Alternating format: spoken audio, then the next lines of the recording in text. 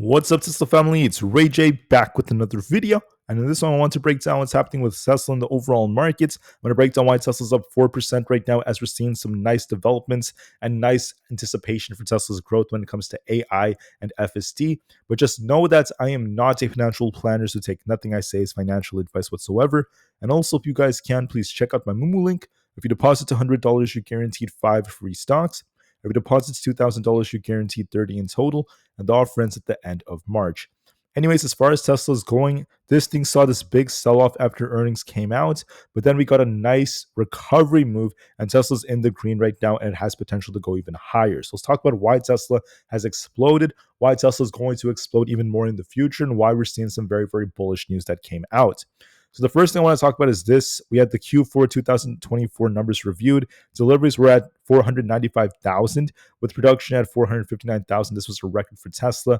Even though the numbers were not perfect for their Q4 results when it comes to earnings, they managed to offset this by talking about AI. But just to start things off, we had about $25.7 billion in revenue for the quarter.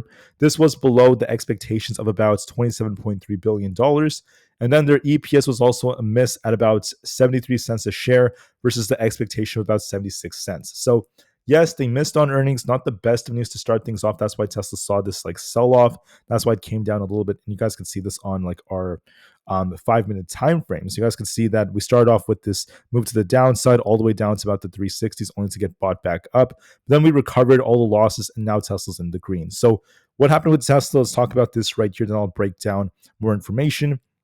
In 2024 as a whole, we had 1.77 million deliveries. Yes, it's down 4% year over year, so that's part of why we saw the numbers maybe not looking the best, especially because their margins did get affected by some factors. But despite that, we saw some sectors increasing a lot, such as energy storage deployments and other factors just like that. We saw a nice increase in the amount of supercharger stations and supercharger connectors, so that's also very, very bullish. In fact, there was actually insane amounts of growth, not just for those, but also for their the storage deployments. You guys can see that there's about a 114% growth in their gigawatt hours of deployments. Very, very awesome news. As time went on, we actually saw their sales right here. So in California, the Model S and X's have a capacity of 100,000. You guys can see that the Model 3s and Ys have very, very amazing capacities in Fremont. Shanghai has the biggest capacity for the Model 3s and Model Ys, which are very popular over there. And then Berlin has now surpassed a capacity of over 375,000, whereas Texas is at 250,000. The Cybertruck is also reaching a capacity of about 125,000, not to mention the fact that it's profitable, which is very, very cool. And then Tesla also mentioned that the Cybercab is in development. The Tesla Semi is in a pilot production, and then the Roadster is also in development. So very, very awesome stuff, if anything. It's also worth mentioning that the semi-factory construction continued in Q4, and they've recently completed the roof and wall enclosures around the main building area. Very, very awesome stuff to see this basically start in like 2026. So it's very awesome in my opinion. In Shanghai, the Model Y became the best-selling vehicle for the full year over there, and also it was the best-selling vehicle for Q4 around the world. So very awesome stuff. Tesla's also seen lots of growth in South Korea and other Asian countries such as like the Philippines. Very, very awesome stuff. A lot of growth in Europe, although European sales were a little bit slowing. The Model Y was still very popular in Denmark, Norway, and other regions just like that. So when it comes to their technology, Tesla has once again deployed Cortex, which includes 50,000 H100 training clusters at the Giga Texas. This is enabling the version 13 FSD supervised, which is showing lots and lots of improvements in safety, and that's what their main concern is going to be, trying to get things as safe as possible. They also mentioned the fact that in Q4, the Tesla vehicles using autopilot's technology drove 5.94 million miles between accidents, the best Q4 ever compared to the US average of about I think it's 0.70 million of these miles. So not bad whatsoever. You guys can see there's a very, very big improvement right over here. I think this is supposed to say 70 million miles. I think that it says like 0.70. There's like a little bit of mistake right there, but it's fine. Besides that, very, very awesome stuff. We also started to see one thing that Elon Musk and the team were talking about is the fact that battery production is something that's been a little bit of a hurdle for them. But despite that, they're still showing a lot of progress, and they're going to help improve that as time goes on. Their Megapack and Powerwall demand is continuing to be very high, and we saw great growth with their combined Megapack energy at about 11.0 gigawatt hours, resulting in a record gross profit for that sector in Q4 of 2024. On top of this, you guys can see there's a big improvement in their energy services and other gross profits, and energy storage deployments are also going up. So you guys can see these numbers are looking pretty good. Very, very awesome to see their services grow. When it comes to volume, we're looking for autonomy and other things that are being introduced, and they're going to be looking for energy deployments to grow at least 50% year over year. With cash and other things, they have lots of liquidity, at least thus far, and profits are continuing to grow. Besides that, they have lots of cool photos. So you guys can see a chart right here of the these very, very awesome factors that are like helping them. So we're seeing their cost essentially coming down. That's the cost per automotive sale in revenue. This is once again coming down, which is helping them. On top of this, there's other things they're talking about when it comes to specific parts of the Cybertruck. When it comes to them, once again, improving different parts of the technologies out there. So they want to improve its exoskeleton and do things like that. But there's more details about this. I'm not going to go over everything. Some nice pictures here of the new Model Y design. This is going to be starting production in all of Tesla's Gigafactories next month. Awesome stuff as this launches in the US, in Canada, in Europe, and many places like that. This is the interior. Very, very beautiful in my opinion. And then there are more details about the Model Y. The starting price is at about 34,490, depending on, this depends though on like the variants and factors like that. It also has a nice range of about 311 miles, depending on different factors, of course, and still not bad whatsoever. It looks very, very awesome with all their cameras. They have 7 exterior cameras and 13 speakers. This is the semi-factory that's actually being built right now. Very cool looking design as it's massive. This is the Mega Pack in Shanghai that's been built. Very awesome as well. And don't forget that Tesla also is seeing a lot of growth in their different sectors. So there's actually a picture of about 50,000 GPUs in training right here. Very awesome stuff. And that's pretty much it. So that's the main stuff that Tesla's been telling us about. There's more details about their financials. As you guys can see, their total revenues have grown quite a bit over the last couple of months. We actually saw one of the top revenues we've seen because of their sales going up. Gross profits have gone a little bit down in Q4 compared to like Q3, though, because of the fact that they're putting more expenditures in different things, and also because of the fact that when you look at this more specifically, we saw the cost per vehicle go up a little bit. That ended up affecting things a little bit more. So that's the total cost of revenues per automobile. So that went up just a little bit. Income from operations, not bad whatsoever. I'm not seeing anything else that's too crazy, at least on this balance sheet. Looking at the overall total assets, we're currently sitting at one of the highest we've seen in Tesla's history. So it's still not bad. I think they're still owning like a lot of cryptocurrencies. And then besides that, total liabilities will continue to go up. Although it did show a decrease in Q4, this will be going up because of their new investments. And total cash flow, not bad. It did go down a little bit as they used the money for other things. They did use it for a lot of like investment activities, at least for this quarter. So that's why this ended up going up just a bit. And that's pretty much it, guys. I'm not going to go over all the details with this. The last thing I want to do is just kind of talk about some of the things that Elon Musk was saying, some more hints. We do have a very bullish piece of news that did come out. Let me talk about that from my notes. So Elon Musk said that the Model Y was the highest selling vehicle of any kind in Q4. Very, very awesome, as autonomy has the potential to 10x.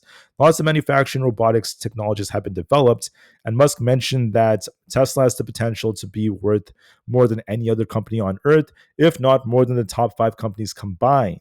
It's a difficult but achievable path, according to Musk. He said that 2025 is going to be pivotal for them to put in the framework for their developments of robotics. And by 2026, it's going to be a good year. And then 2027, 2028 are going to be absolutely fantastic. FSD could be used all night for like package deliveries and things just like that. Then they talked about their training of their computers and FSD.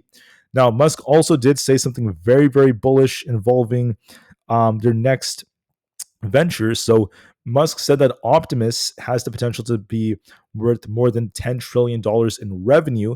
And then in June of this year, the unsupervised FSD will be launched as a paid service in Austin, Texas. That's very, very bullish news that has come out. There's also thousands of cars driving in Fremont and Austin, Texas, and they're not just driving the same spots, but different areas.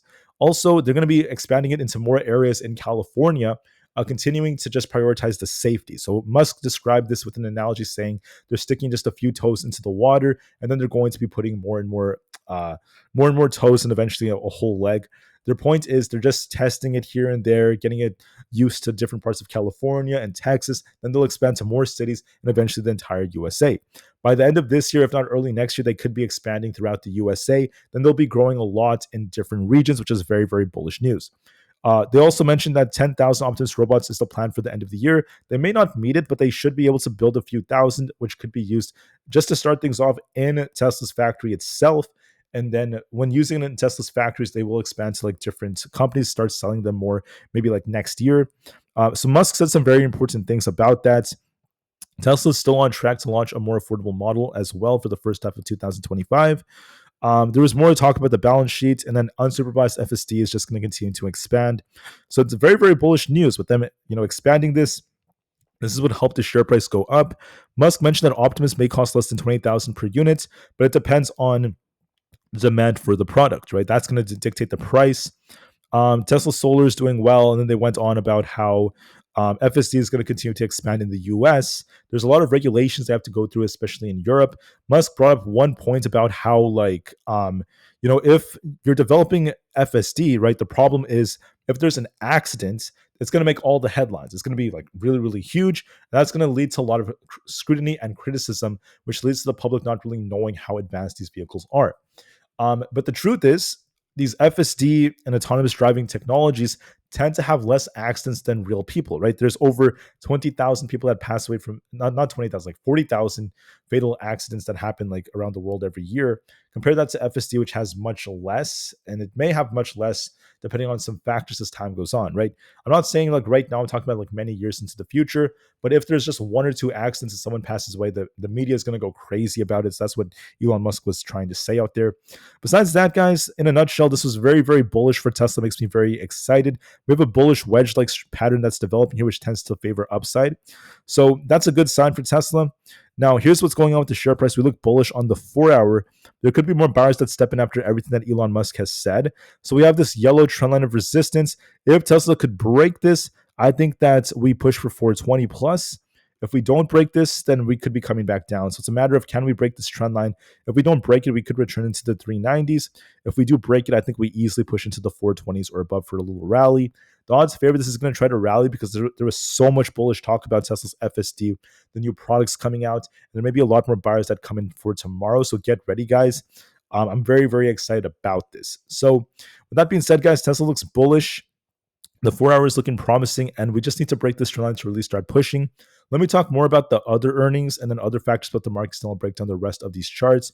But just know that I'm very excited about what Tesla has done. I also want to give credits and thanks to the entire Tesla team for putting this earnings report together and for all of their hard work, because that's what made Tesla what it is.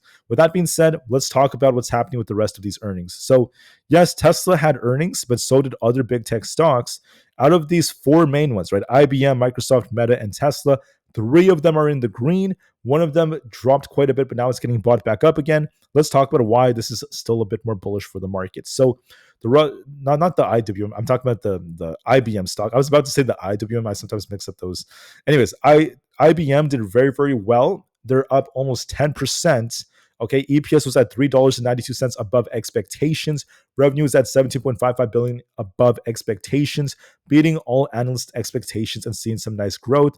Also, their overall software segments are expected to grow 10%.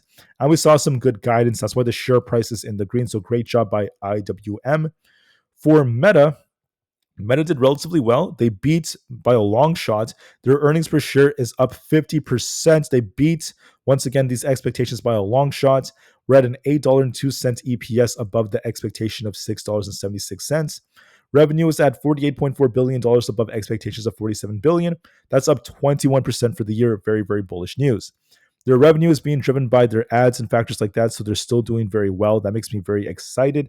And then on top of this, we also saw decent guidance. Not bad whatsoever. I think they actually did quite well with this.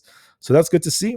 The full year guidance was quite good as well. Despite the DeepSeek news that came out, Meta is still going to be investing tens of billions into their AI and their chips, and they're still expected to see good growth nonetheless. So they're not letting that stop them. They're very, very bullish. So everything was bullish so far except for Microsoft, unfortunately. The share price has fallen on a weak cloud computing growth, unfortunately. Their EPS was a beat at $3.23 above expectations. And then their Revenue is at $69.63 billion dollars above expectations. However, one thing that's not too good is that their other cloud services revenue was only up about 31%. Wall Street was looking for about 31.9%. Despite that, I would say that their guidance is not too bad and they did relatively well. The problem is, Wall Street has very high expectations, and that's why we saw a little bit of a dip. Hopefully, some buyers come back though, despite that. With that being said, we also had Jerome Powell, the big guy, giving a speech. I briefly talked about it. I'm going to be very brief about this. So we had the Fed keep rates the same. The market basically just traded sideways upon this coming out. Jerome Powell gave his speech today, and he said the same things as he usually says about how the Fed has to be very careful with what they do with policy. He talked about how there's a lot of ambiguity about what's going to happen to the future because of the fact that there's a new administration and the changes to policies are yet to be predicted. So we have to see what happens with that. Despite that, Jerome Powell said that the U.S. economy is doing well. The economy is showing good growth. The labor market is still healthy, and he remained very optimistic. However, he did say that in order for the Fed to cut more, they need to see good data. They need to see consistent good data.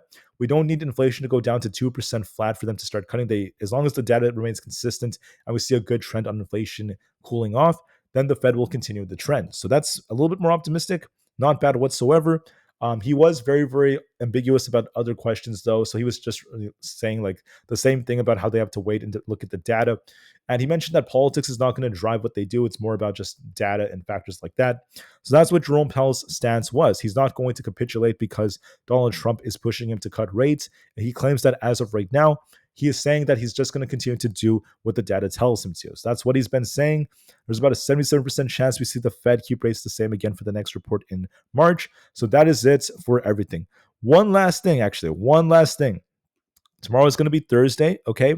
At 8:30 a.m. Eastern Standard Time, an hour before the stock market opens, we have the GDP numbers coming out for GDP growth, not to mention initial jobless claims might cause some volatility. With that being said, let's focus on the charts. Like I said before, guys, Tesla is looking more bullish. If we reject right here and we end up losing 400, we could be dipping back down towards the 390s. And if we're bullish and we break past this yellow trend line, we're looking for a breakout towards the 420s. I think Tesla could easily do that. If we truly break out of this trend line of resistance, this yellow trend line has been resistance for Tesla for many months. If Tesla could break this, we should be pushing higher. So we'll be watching that going into tomorrow. All right. For the others out there, we're going to talk about SPY and the others. SPY is looking optimistic. It's trying to push right now. We're holding our 50 EMA very nicely. It's very simple. If we get a rejection and we lose 599, this thing jumps to 594. If we're bullish and this thing starts breaking past 604 tomorrow, I think we easily fill the gap and go back up to at least 608, close to all-time highs. What do I think is more probable? The answer is I think the bullish case is looking a bit more likely since we're holding our 50 EMA and it's trying to bounce back up to the gap fill into the 608s. So I think SPY looks a bit more bullish. We'll see if that ends up being the case or not, though. As far as the QQQ goes, it's getting bought up in the after hours. If we end up losing 518-ish, we could be dipping to 515. If that breaks, we will be dipping back down to like the 510s. If we're bullish and we make higher lows, so if you look at like our trend line right here, we could try to break resistance around this 524 area. If that breaks, we have this gap to fill all the way up towards like 528. So I think there's a good chance we try to fill this gap. So I think we look a bit more bullish on the QQQ. For the Russell 2000 IWM ETF, we're looking a bit more bullish. I want to see if we can try to hold above 226. As long as we hold this, we could continue to push for 228. Overall, I think we're doing a great job, at least thus far. For ES, we look a bit more bullish. We're making higher lows so far, so I think it's looking more promising. If we lose 60.65, we're looking for a dump back down to 60.30. As long as we're above 60.65, we favor upside for this gap fill back up towards the 6100s and 6120s. So as long as 60.65 holds the 50 EMA, we're favoring upside on ES. We just got to hold 60.65 for confirmation. On NQ, we look more bullish. We're making higher lows here. If we lose 21,400, we could be tipping down. If we break resistance at 21,600, we're looking for this gap fill back up to 21,800. So we're making higher lows here. This could be pushing a little bit higher to try to fill this gap. So it looks a bit more bullish for the 21,800 area. Looks good to me. Bitcoin looks a bit more bullish as long as we don't lose 102,900. We're favoring some upside for essentially 105,000. So I think the odds favor this is going to be pushing higher for 105,000, where this imbalance happens to be. Bitcoin is trying to bounce. Now, although Nvidia is dipping a bit, there is one good thing I want to say about it. So if you look at Nvidia, right, this dumped really hard after the DeepSeek news came out. We haven't made a full recovery yet. So what I'm seeing is that this could be forming a cup and handle like structure if we hold this low and we don't end up losing this low. So if Nvidia hypothetically loses 117, this could be dipping to like the 114s or way down here. As long as we hold this trend, notice there's a low here. We came up and we made a higher low. If we're going to make a higher low, I want to see this thing bounce back up to at least 132. So let's hope that this is forming a cup and handle and we make a higher low and we start pushing back up for 132 very, very soon. We look a bit more bullish, so let's hope that ends up being the case. For a few more, we have Aapl. Apple's looking pretty good right now. Check this out, guys. We have a nice inverse head and shoulders like structure. This is like our left shoulder. This is like our head. And then this could be like our right shoulder, just like this, to start breaking out. If we lose these 50 EMAs right here at 232, we could be dumping to below 230. And if we end up breaking past 240, we're looking for a push for essentially 247. So I think that we favor a push back up towards 246.5 to 247 as the most likely possibility. And Apple's doing a fantastic job. Now, for the rest of these guys, I'm going to try to be a little bit quick. I know my video is very long. It's already at the 20-minute mark. Trying to make this one kind of quicker. So I'm going to be a little bit fast for the rest of these. Netflix looks a bit more bullish. If we end up losing 963, we turn back down. As long as we're above this wedge, we're looking for an attempt for 990. For MSTR, we look a bit more bullish. We're trying to hold this trend line. As long as we don't end up losing 330, we favor a push back up to 350 or above. It's trying to ride the trend line up, so it favors upside a little bit more. For Celsius, if we break 25.5, we're looking for an attempt for 26.15. Looks a bit more bullish to me. I think it's doing a good job. For Supermicro, there's a falling wedge. We're technically bearish, but if we break out of this wedge, I'm looking for essentially 30 to be tested very soon.